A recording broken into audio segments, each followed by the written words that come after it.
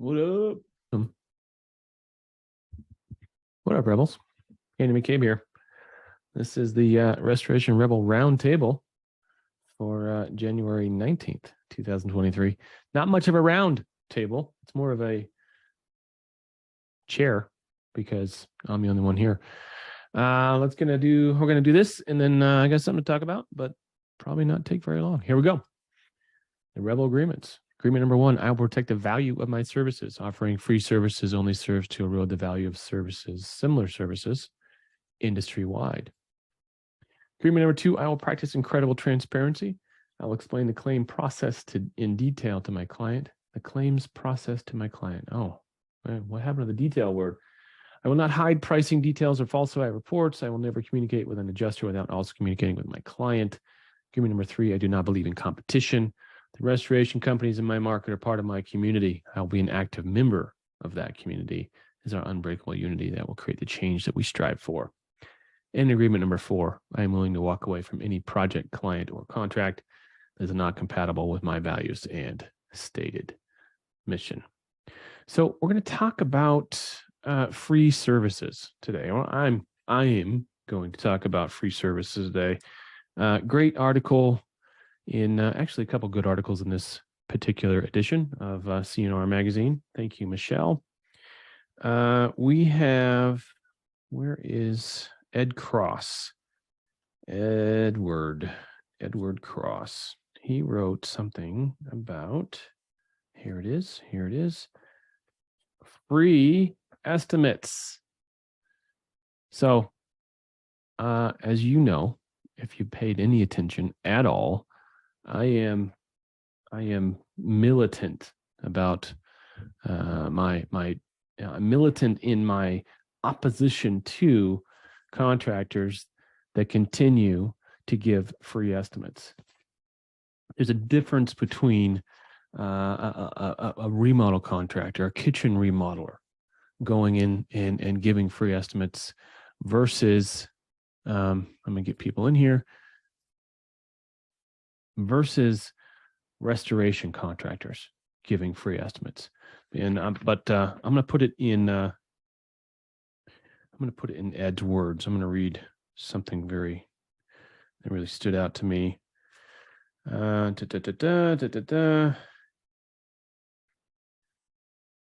Okay, here is.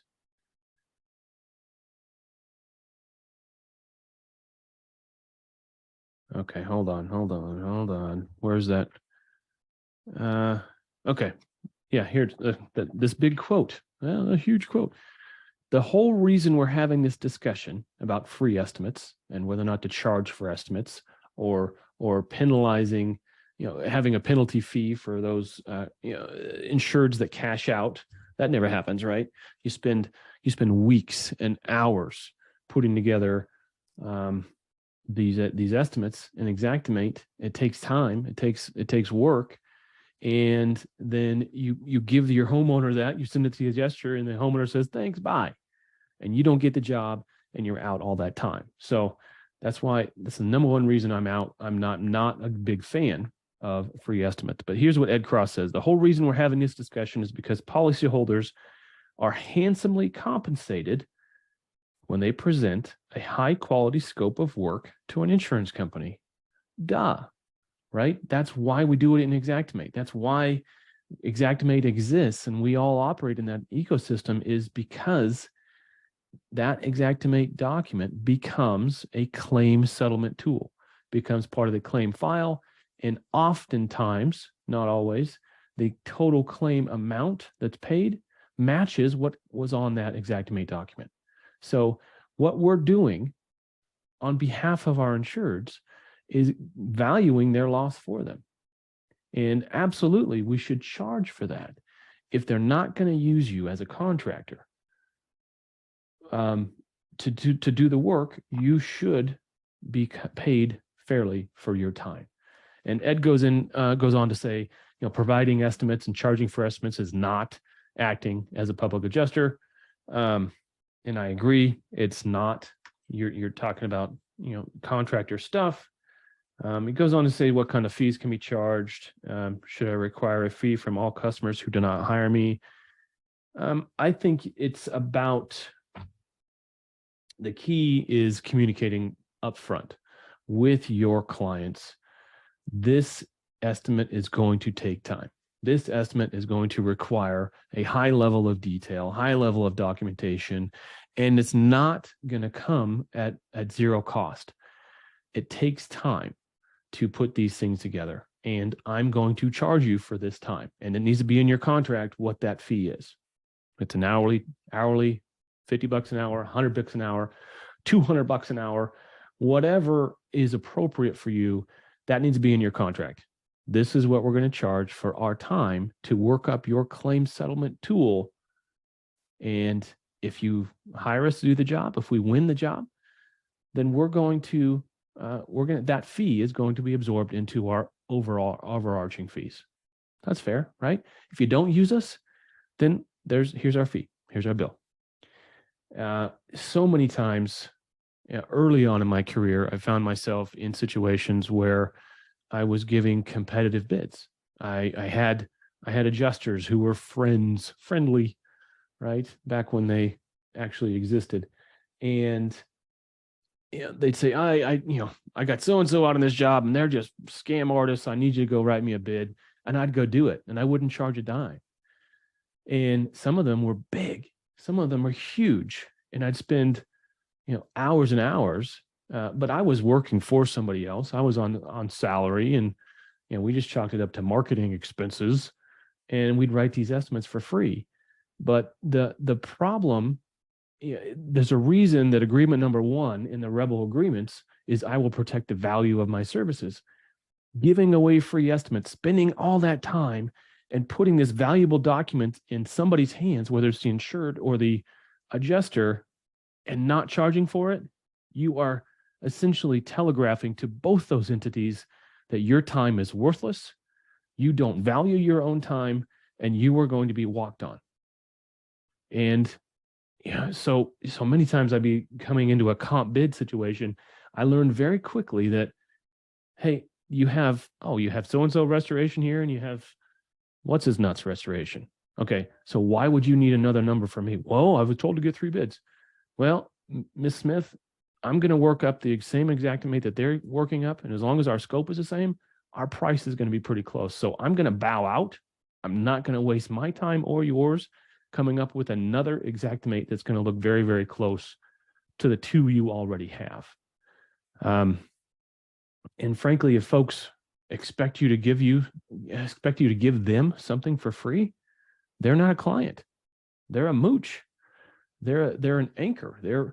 They're a load that you do not need to take on. They're a burden you do not need to carry, unless you're a TPA guy, in which, congratulations, you got to carry that shit. You got to write all the free estimates in the world, because that's what you signed up for. Hey, not my circus, not my monkeys. Max, how you been, man? What's up? What's new? Hey, how's it going? Good, man. You out there cracking yet? You getting your first shot under your belt? I haven't got certified yet, but actually, I got a kind of an opportunity. I actually had somebody random that I used to work for a long time ago call me, and I went over there last night, and apparently they bought somebody's restoration company and they want to partner up with me in doing that. But I don't really know if I want to partner with them, because he's like almost 60 years old and he's on the verge of closing down his business. So he's kind of looking for someone to help him, and I don't want to be doing all the work. So I think I'm going to offer to buy the equipment from him, and then for a really good price. He almost got it for free, and it's pretty new stuff. But he's gonna. So what's his need? What is his pain point? He's a general contractor, but he's been injured, and he's kind of just moving slow. He's thinking about giving up his business, letting go of the warehouse, and he's looking for someone to partner up with, kind of, so he could just be in the background. But I don't really like the sound of that. I'm thinking about just offering him to take over his warehouse and buy the equipment from him. Well, and he sounds like he's willing to do that also. But keep in mind, how many years has this guy been doing this? The restoration, he's never done it, so he doesn't know anything about it. He's been a general contractor for like 20 years though. Yeah. Oh, but so he has drying equipment and stuff like that? Yeah, a client of his closed down his company. He's retired. So he sold him all his equipment for like a really good price. So yeah. Well, yeah, I was gonna say if this guy was experienced and he's just kind of on the tail end of his career, I would recommend somebody like you do partner up, or at least find a way to work with him so you can learn what he knows before he goes. But being a general, not having any real restoration experience, that is less sexy to me. Yeah, he knows like zero about. I know more than him, and I don't really know that much myself. So so we'd both be kind of looking for where to start. Wow. Yeah, if he was in the business, I would for sure partner up with him at least for a few years, and to see how to get things going. Yeah, that'd be a dream. Actually, that'd be a really good way to go. Like I'm going to be doing all the work, and he just wants me to kind of bring him along. So no thanks. Mitch, what do you think on this scenario? Well, first off, Max, what you've been pricing equipment because you're looking at buying all this stuff. What kind of a deal are we looking at here? I know he got a van with the whole setup, and then he has all. I seen all the equipment yesterday. He has like the full setup. The guy was his business was running with water and restoration, so he has everything you need to get started. Was it in good shape? Yeah, it was in really good shape actually. He's had it in storage for a while. The guy like closed down his company, and he's just had it in storage, not knowing what he's gonna do with it. So he gave it away. He didn't tell me the amount, but I want to say for like a couple $1,000s. He made it seem like it was almost free. Yeah. So I know I could probably get it for like $10,000, all the equipment. I think he would probably take it. I'd jump on it. Man, what are your thoughts, Mitch? Hey, I'm an old guy, like 60 years old. You're ancient. Let me give you some advice, son. Yeah. Here's what I learned when I was young. I was in the logging industry, and we were doing high lead logging, not for the faint of heart. I was green. I got together with the old guys that sat at the restaurant drinking their cups of coffee, and I talked with those guys, and they educated me, and they brought me along, and I became one of the top youngest loggers for Champion in Montana. Mm-hmm. We were good at what we did, but I listened to what those old boys had to say. So having a mentor in this industry is like having gold in your back pocket. It's huge.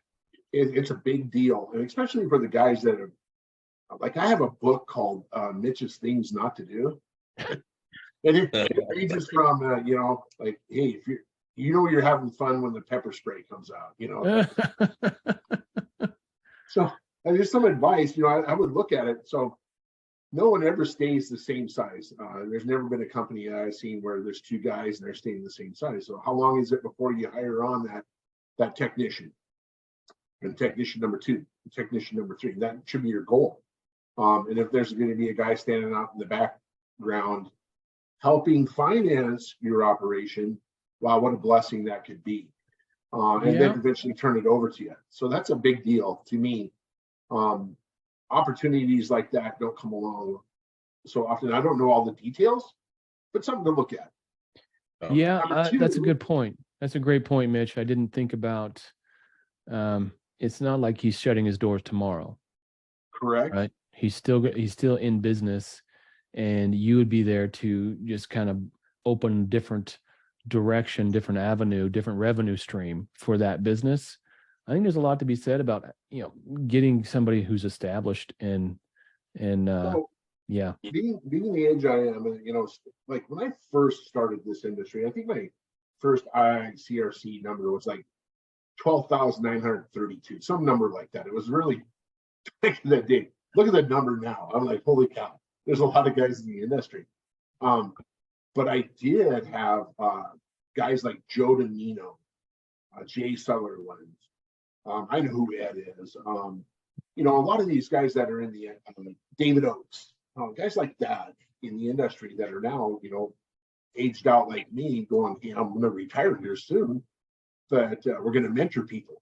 Who needs the help? Who wants to move along and grow rapidly? And one of the things that I always tell my kids, there's several different things. Number one, I forgot more than you'll ever remember.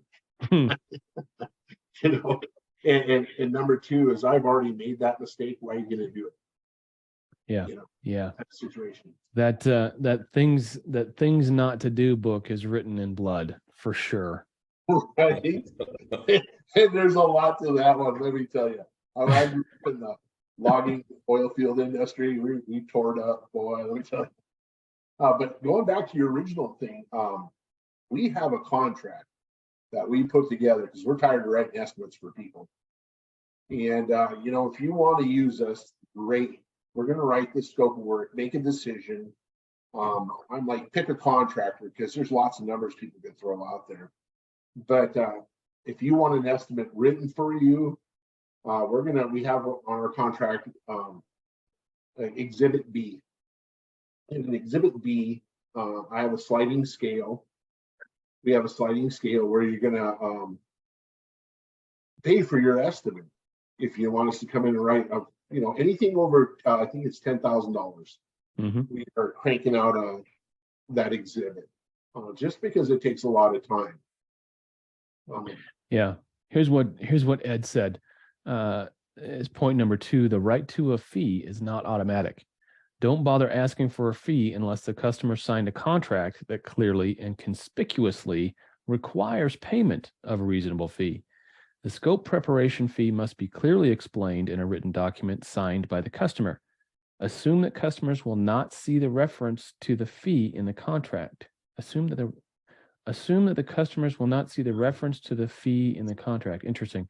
Explain it to them and have them initial it. To be enforceable, the amount of the fee must not be shocking. If the fee equates to thousands of dollars per hour for estimating time, it may be unenforceable, particularly if there was no opportunity to negotiate it. Take it or leave it deals are difficult to enforce. Sometimes the simplest and safest course of action is to structure the fee based on a reasonable hourly rate or a flat fee, rather than a percentage of the amount paid by the insurance company. The hourly rate should generally be in line with hourly rates charged by similarly qualified professionals in the same market. So that's $165 an hour. If you're asking me, it's less if you're asking people that don't write as good as me. How about that? Right. You can get an estimate writer for $20 an hour, but you're gonna get exactly what you're paying for. Don't forget your nickname, Andrew, that Vince and I gave you. I forgot it. What was that? Oh, Patty McCabe. I'm gonna pad that estimate. Oh God, Patty, really? Patty. No, no. Oh, come on, let's have some fun. Yeah, I have. We can call you Fluffy. I mean, come on. Fluffy. I like Fluffy better. Actually. Oh, come on now. Yeah, just if it's in the Xactimate database, I can charge for it, right?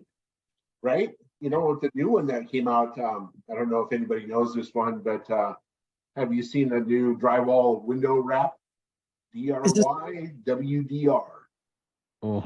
That's a good one. That was a sweet deal to see that in there because I've always added that in to try to do a cased opening. And combine that with rounded corners. Correct. Almost, absolutely. And so I was inventing those prices because Xactimate doesn't cover that. They don't fill that 4-inch gap on all those walls. Yeah. That's crazy. Q&A. Okay. Miss Sterling is here. She said you had a hard time logging in. But you're here now. So I am. I'm hoping nobody else had the struggles I did. The struggles were real.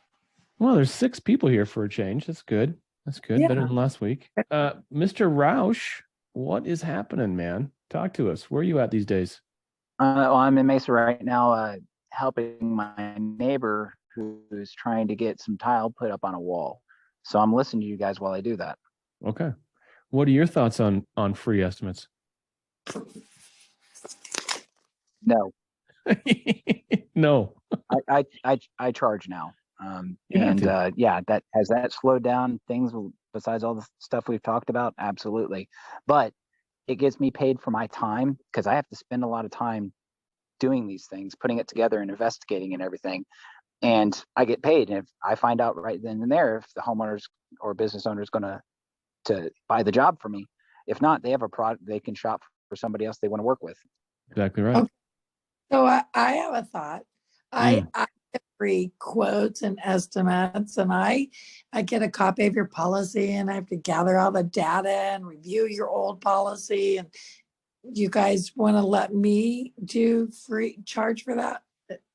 Hey, Jennifer, I will, even though I have hiccups, I will gladly charge you for that because I know what it's worth. Well, Yeah. well, I need to start Yeah. charging.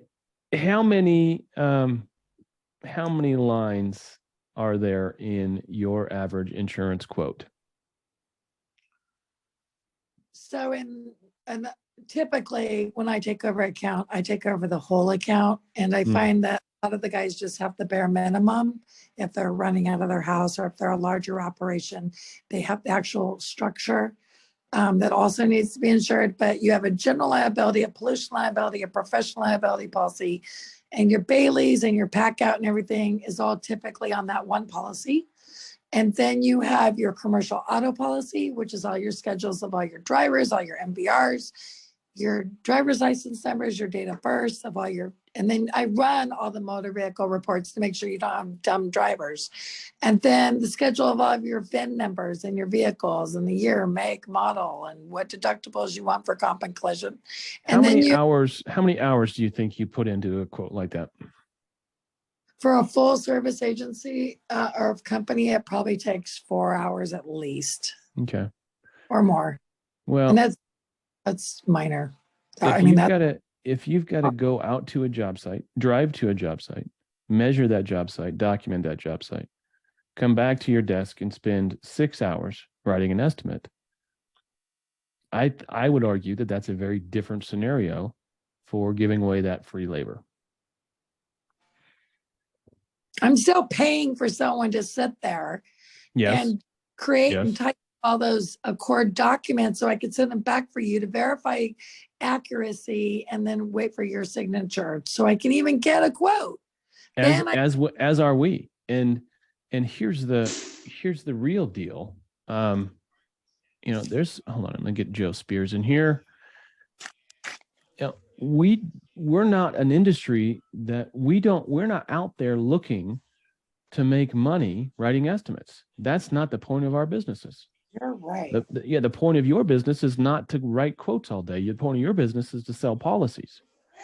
So, what we're talking about here is scenarios where it's not a job, and we just haven't done a good enough job of sussing that out before writing this estimate. And sometimes we've got homeowners that are really coy about it. And they'll be, okay, who's talking? Wait a minute. Mute it. I think it's, okay.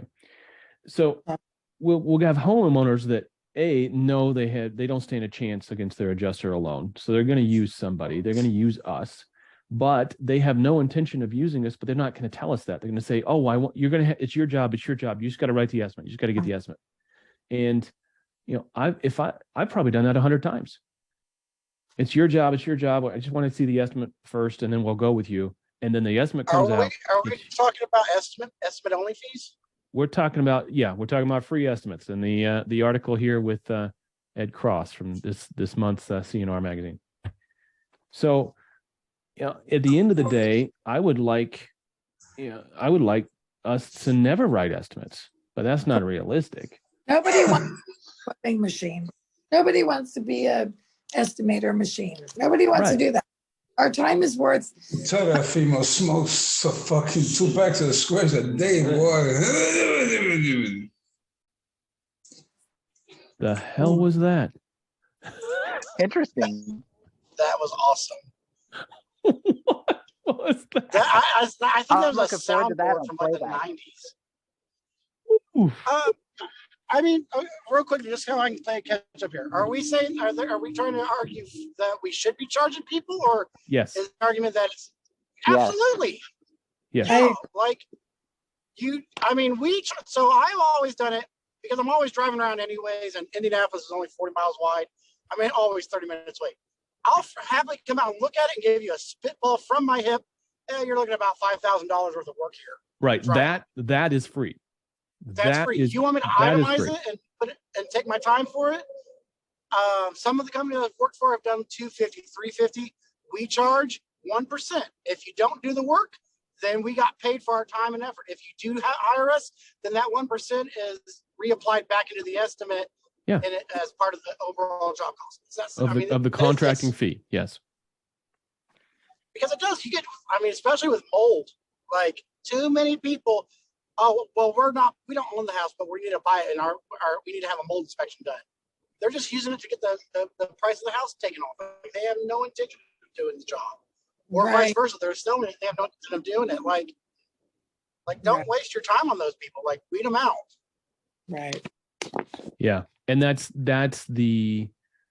a skill that we learn. Us old salty dogs can sniff out a homeowner that's just looking to cash out a whole lot easier than a guy that's never done it before. So early on in your career, you're going to end up writing a lot of free estimates because you didn't set it up properly. You didn't set proper expectations at the front end. And like Ed Cross says, you don't have a fee structure for this estimating function built into your contracts. And if you are doing it, the best way to do it, they call, okay, well, I'll come out and give you a free estimate. Let them know right then and there. If you want me to come out and give the itemized estimate, if it's a flat fee, tell them, it'll be $350. I'll gather the information, but make sure you're collecting that, guys, before you don't here's your invoice and here's the estimate at the same time and have it attached to the bottom of your QuickBooks.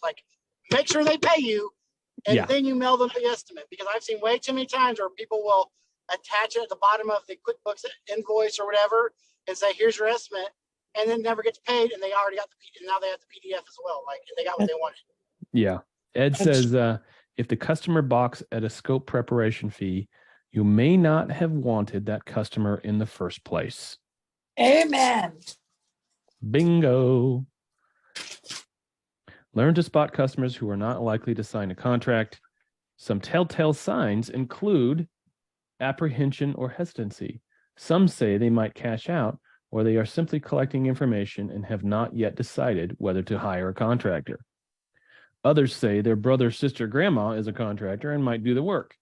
These are red flags that may justify the request for a fee. Bad PR. We must be mindful of the fact that free estimates is a common phrase in American commerce. You're better off with savvy customers than naive ones. Savvy customers carefully vet service providers. Why should I pay you just to tell me what you will charge? You'll need a strong response to that question. They're not paying you to tell them what you will charge. They're paying you for your years of experience and training and the thoughtful technical analysis required to prepare an accurate scope of service. The Excellent. claim settlement That's why document. the key language there. An estimate is free. An itemized estimate you will pay for. I can give anybody an estimate at any time, easy as can be. But if you want me to take the time to itemize it and make it detailed, then you're going to pay for it. Yeah, 100%. Say that again? It's called an indication. Elaborate. An indication. So like you said, like you're telling me it's a 300 square foot room and it's downstairs and 3 gallons of water flooded the carpet. I can give you an indication of how much it's going to cost me to clean that up. Sure. Or if you want a formal quote, it's going to cost you. Yeah.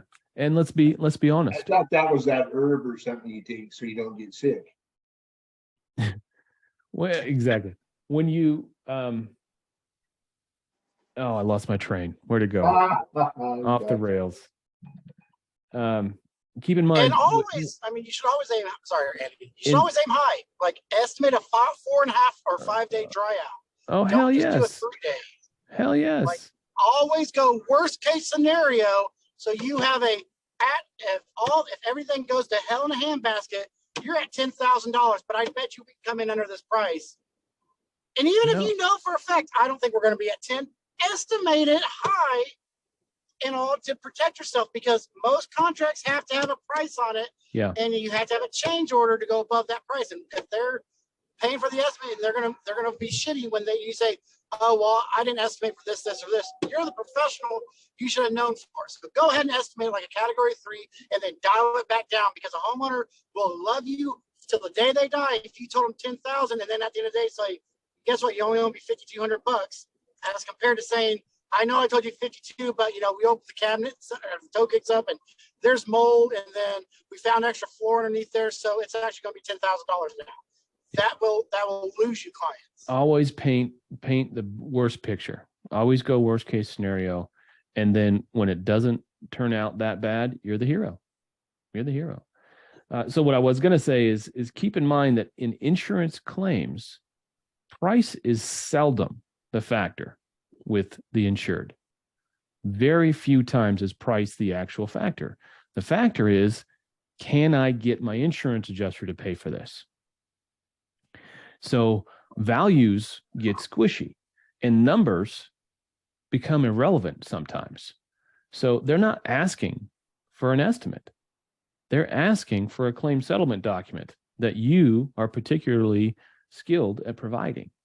And that is a skilled trade. I mean, and that's what I do for a living. I write Xactimate for a living. That's a skilled trade.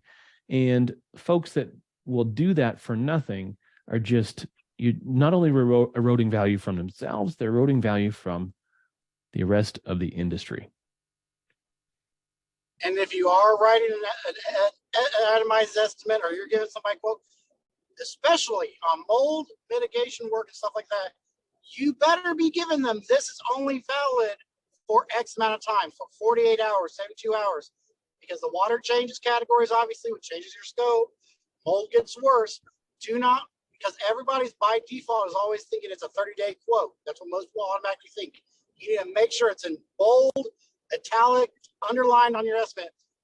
Quote is only valid for 48 hours or 72 due to water intrusion, Right. Could potentially get worse. Yeah. And sometimes the best job is the one you turn down. And the best job is the one you didn't lose your ass on or get sued on. So, it takes, Max, you're a new guy. You don't even know. You have no idea yet. But that you will learn. You'll get that sixth sense. The hair on the back of your neck will stand up when you're talking with some folks, and you're like, "Ooh, we're gonna walk. We're not gonna do this job." Yep. So before, like when I used to drive out to almost any estimate, as soon as they call, I was just eager to schedule them and drive out. But after I took a mentorship class, now I pre-qualify them over the phone. And now when I actually go out to I charge a flat fee of $250 for the estimate. And if they go with me, I reimburse them that.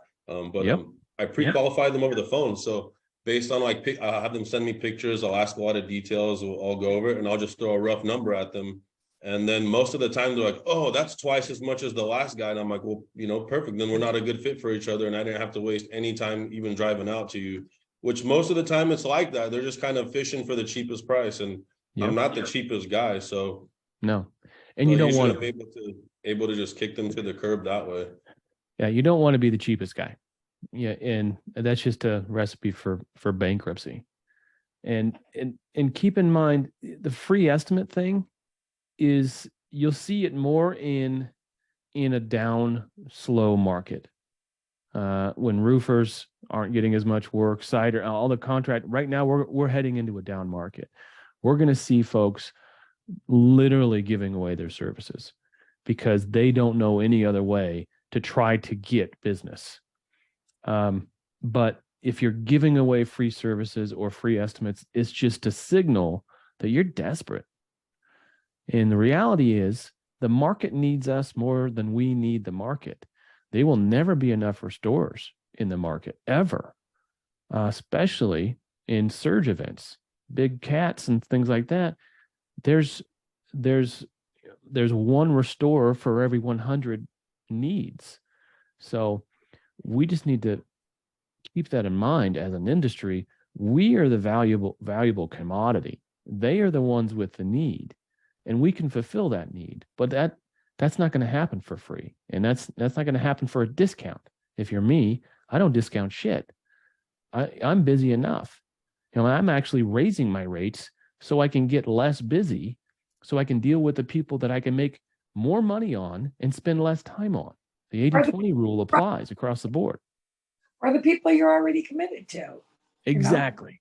Exactly. When people know the value of your value as a contractor, an estimate writer, or whatever it may be that you do, when people are able to recognize the value that you present, the cost actually just completely goes out the door, because there are many people that will literally, I'm sure Andy has plenty of clients that they really don't even give a damn whatsoever what the price is going to be, because they trust when he writes an estimate. I know I have it. I could raise my price a little bit and everything, and no one would bat an eye, because it's worth it. The value is already there, and they know you've already made it. So, you have to balance books out for everybody, and it is. I'm leaving Florida right now. There's still tons of houses that are sitting waiting for the surf pros and everybody else to get caught up to them. Like, there is more work that you don't have to feel like you're gonna, it's either feast or famine all the time. But you also don't, you also want to take your time and pick the right ones for your company. Like, it has to be a good fit for you just as much as it is for that client. A good analogy hit me last week as I was on an airplane. The lower end of the market is extremely turbulent. There's a lot of friction. There's a lot of risk. There's a lot of hassle. You're burning a lot of hours just trying to maintain at low altitudes. And as this pilot, I just wrote an article about it. I'll post it up on LinkedIn shortly. We took off into a storm. The pilot said, "This is going to get rough. We're not going to turn off the seatbelt sign probably for this entire flight. So just hold on to your britches," type thing. And so the plane goes up and we reach some sort of cruising altitude, and it's just shaking all over the place. And I feel the engines come back up, and we go up to another altitude, and then we level off, and it's still turbulence all over the place. And then, finally 45 minutes into the flight, we get up way up above the clouds, and it gets smooth again. The engines settle down. We get into a cruising altitude, cruising speed, and the captain comes back on and says, "Hey, third time's a charm. We tried 25,000. We tried 30,000. We tried 35,000, but now we're sitting at 37,000 feet, and it's smooth sailing. We're going to go ahead and turn off the seatbelt sign." And for me, it's a great analogy for moving up market, moving into what's called blue ocean, getting out of the red ocean with high competition and all the blood in the water, going into a blue ocean, elevating going up market, charging more, servicing higher end clients, and all this other. Who's on a plane? Roush. Hey, Southwest is doing good now. I heard. No, I didn't. So we need to be aware of what our value is. And if our value doesn't match the market we're in, we need to hit the throttle, climb in altitude, and serve a better market.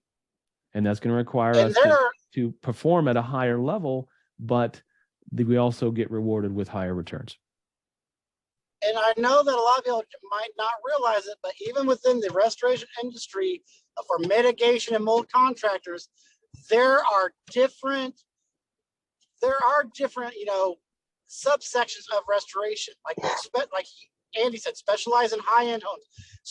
Be that restoration guy for all the historical home societies and the antique, 200-year-old homes. The guy that knows how to do that shit, because nobody knows how. And those guys, if you specialize in that kind of, antique restoration work, nobody cares what your prices are, because ain't nobody else competing against you. Yeah, price is irrelevant in the face of overwhelming value. That's it. And when you have like that neighbor, the historical society, oh, you can't replace these windows. They're from 1904. You have to refinish the wood and you can replace the glass pane and that's about it. Like, I'm pretty sure most surf pros ain't going to be able to do that. If your company can do that, if you know how to dry plaster crown molding where it's, it's the plaster, but it looks like crown molding and everything, and save that. You add extra value to your name to be able to justify those higher charges. Less work, more money per job. You end up having more time off for vacation, but making the same amount of money. 80-20 rule. 80-20 rule.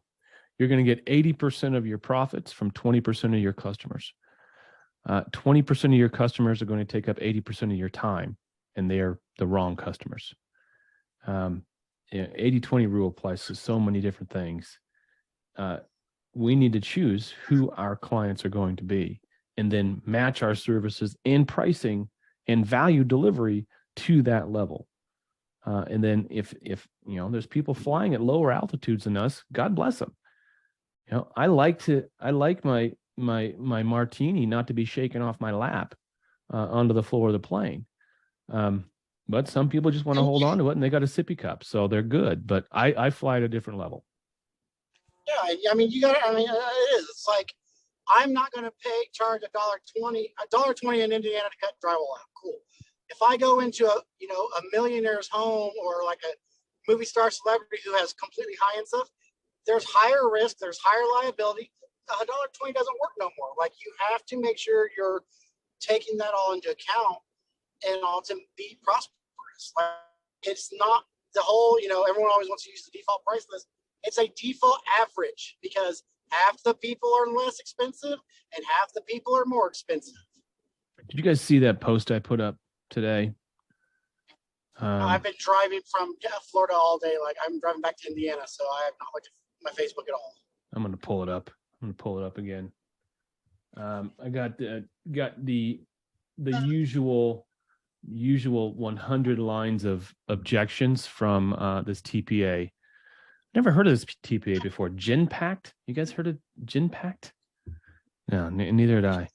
I'm going to share this. This is worth sharing. I'll share this one, and then I'll share my reply. Okay, get this stuff out of my way here. So I'm the water mitigation specialist on the above claim on behalf of Horace Mann. Oh, phone's ringing. I'll close that out. And then she said, 12 things: incorrect price list, no emergency service charge, changing drying days from 4 to 3, removing supervisory charges, changing how I invoiced in Xactimate, changing con room to con labor, remove pack out per all this. You can see it's right here. Remove the O&P. It's like, all right, well, that's all fine and good. Hold on, where's my reply? So here's my reply. Oh, and she closes it out with, attaches my comparative estimate. Horseshit. Please review and advise if you are in agreement. If you have any photos regarding the above issues, please send them to me. Blah, blah.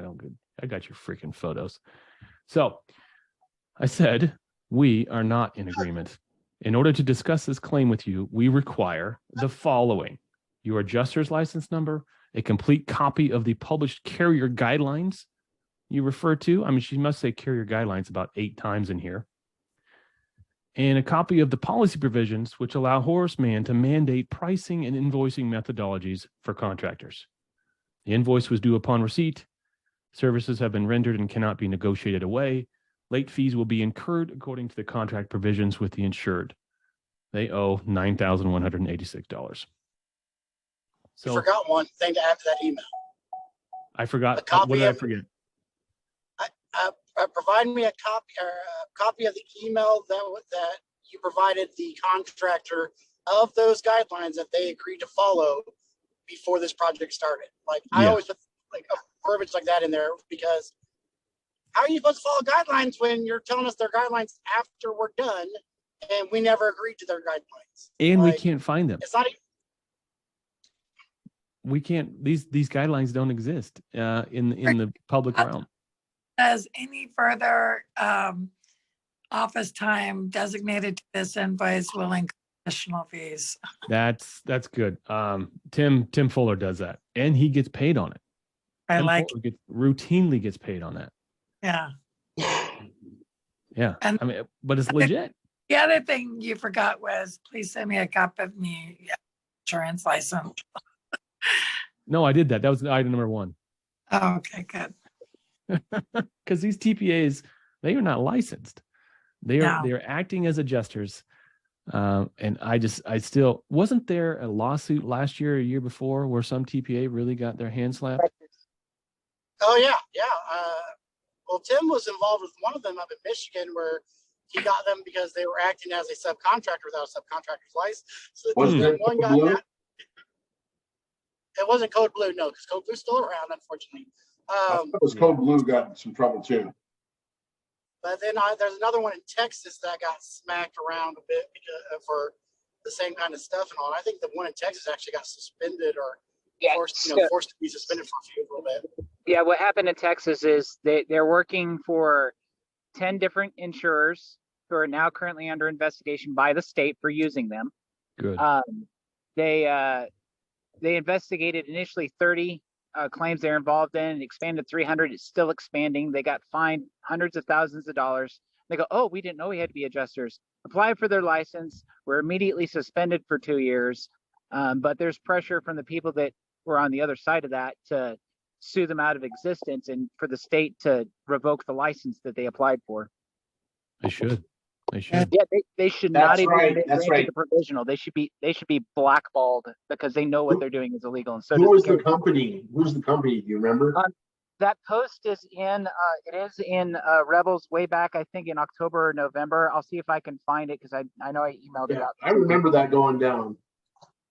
And also, by the way, Andy, to toot this horn, this behavior, send it to APA with the documentation. They're trying to collect the database on this behavior. They want to shut it down from the legal side. So we can just start forwarding these emails to APA? Forward the complete file. Okay. All the emails, all the communications, send it to them. They're investigators. They're trying to build a database. They may not take action, but they're building a database. If they can see a pattern, they're trying to build a case because they do have a team of criminal investigators that are on top of this, and they're trying to build a pattern. Okay. I did send, along with my reply, I sent the 2 RIA position papers on TPAs regarding pricing and methodology. So I always like sitting on my emails, Andy. I always say, before any conversation can be had, please provide me the documentation where our mutual client, the homeowner, has given permission for me to discuss their property and their claims with you, as I have no clue who you are or how your connection to this file is. And from now on, all emails need to include the homeowner as attached to this email, as they are the one responsible for my bill, not 100%. you.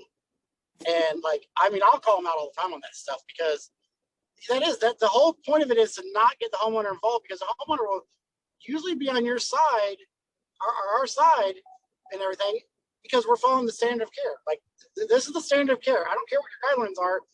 You're telling me not to follow the standard of care. It's asinine is what it is. Well, they're telling you to follow a set of imaginary rules that no one... Because they think every job is handled the exact same way. Yeah. 3 days in, 3 days out. They're telling you they only want to pay 39 cents or less on the dollar. Yeah, exactly what they're saying. And That's right. when we go along with it, when we acquiesce, when we negotiate on these things, we are allowing them to get away with it. And we got to stop that as an industry. Say that again. Silence implies consent. Exactly. You didn't tell me no. Silence implies consent. Consent. Yeah, that's dirty. Well, also the onus always falls on the insurance. They have to prove that they had given notice to their client or somebody that these are the guidelines that need to be followed, or else they lose out. Like, they're the ones that write the policy, therefore they are the ones that have to prove that they did their due diligence. And if they don't provide, they never provide that guidelines. So therefore, there's no, unless you are a TPA that signed a contract saying you're going to follow these guidelines, they cannot at all force you to follow any guideline whatsoever. And But you know as the long as you're following the standard of care. the question I get asked a lot. I get an email, someone sends me an email and copies, sends me a screenshot of something, and they ask, can they ask me to do this? Can they ask me to do X, Y, and Z? My answer is, yeah, they can ask. They can ask any question they want. It's up to you to cough up a sack and stand your ground. Cough up a sack. I saw that was in a show I watched last night, and I was like, ooh, I'm going to use that one. That was a good one. Wait for it. Wait for it. I want to say, I think I missed the last roundtable, Andy, and I apologize, but I've been busy rescanning the entire horse. Wait, why do you have to rescan it? Because when I was scanning the first time around, it was just for internal use only. The Young and Associates, the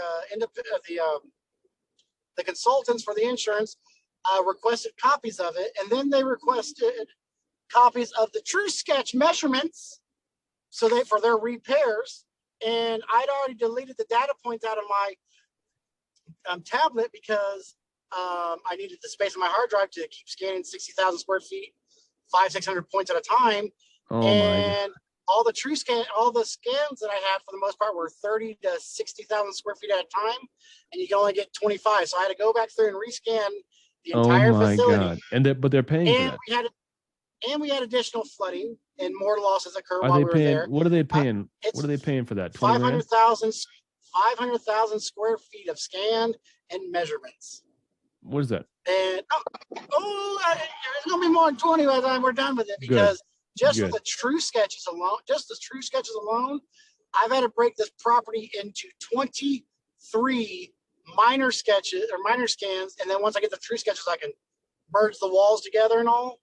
And most of the scans are the $700, $800 scan prices. This is gonna be 50 grand. It's gonna be 50 grand. Yeah, and you gotta mark that up plus your time. Holy cow! Yeah, it's a good project. So I'm gonna get going. Let's. How many are anyone in the room? There's only 6 of us here. And I left the Facebook page. Nope, there's the Facebook page. Is anyone going to the RIA event in Anaheim next month? You are. Good. Yeah. Jennifer, I will see you there. We're going to take the family down. We're going to go do Disneyland while we're there. We need more goddamn events in the Midwest so I can go to them. Like everyone's either in Florida, it just came up. Vegas, it's easy. So there's a hotel that I used to stay at all the time when I used to work at ATI. So we're just going to stay there. ATI is right up the road. Say that again? Are you going to say Embassy Suites? No, 4 Point Sheraton. Okay, yeah, that's a classic. Yeah, it is. It's been there a long time, but it's great location, and you can walk to Disneyland if you had to, but you can take a shuttle too. Yeah. So you should do Knott's Farm. It's better. Knott's Berry, but you got to drive half across the world to get there, don't you? I'll pay you back. I'll let you borrow my car. I'll take you. Are you going to come with me and my boys and go to Disneyland or go to Knott's Berry Farm? No, to the hell to the no. My mom works at Disneyland for 25 years, and she's just told me they'll take over. It's incredible. Men with black hairy legs and beards and nose rings and black fingernails are now allowed to wear high heels and plaid checkered skirts in City Hall. Are we talking about Disneyland or we're talking about LA? No, that's Disneyland. Oh, wow. But I will say I like Knott's Berries a lot. It is pretty good. Berry Farm. If you want, unless you're a big Disney person or you have little kids, it's between Knott's Berries and Universal Studios. Universal's a pain in the ass. You gotta go to the Hollywood. All right. Well, still drinking. We're gonna do California Adventure. We're gonna do we're gonna do 2.5 days. We'll If be all you're right. still Yeah, but drink- Universal has Harry Potter. Go Harry Potter. if you're still drinking the rat Kool-Aid, I mean the Mickey Mouse Kool-Aid, I can understand, but Devil mouse. Devil mouse. he's a rat. All right, Rebels, be good. I hope to see more than just Jennifer down there on I think it's the 15th of February. Yep. The flights are going up, so I got to book them today. Moore is going to be so excited to see you. Oh, yes. I didn't know there was one in Anaheim because I have in my notes the one in Orlando on April 24th. Yes, No, sir. this is a networking event. It's not an official big conference, but it's an Yeah. RIA event. Yeah. So I'll be there. Yeah. All right. All right. Well, we'll get to hang out. We'll go do lunch and we'll giggle. Let's do it. And next week, I am not going to be here. I'll be in Portland doing some consulting. So that'll be fun. That event is the 15th, right? Or the 14th, or that's for Rhea? I mean, for does it ATI. sound like I know? Because I don't. Hold on a second. I'm gonna pull up my email. It's Before we February. go. Restoration Industry Association. That is the 15th, Wednesday, February the 15th, 9 a.m. to 5 p.m. in the flagship headquarters of ATI. Oh, it's a beautiful building. It is. It's And whoever shows up, I'll show you where my desk was. How about that? You're funny. I had a desk. It's in the warehouse. It's gone now. Yeah, they burned it. I got rid of it. All right. You guys have a good week. Have a good weekend, and we'll see you next time. Have a good weekend. Bye-bye.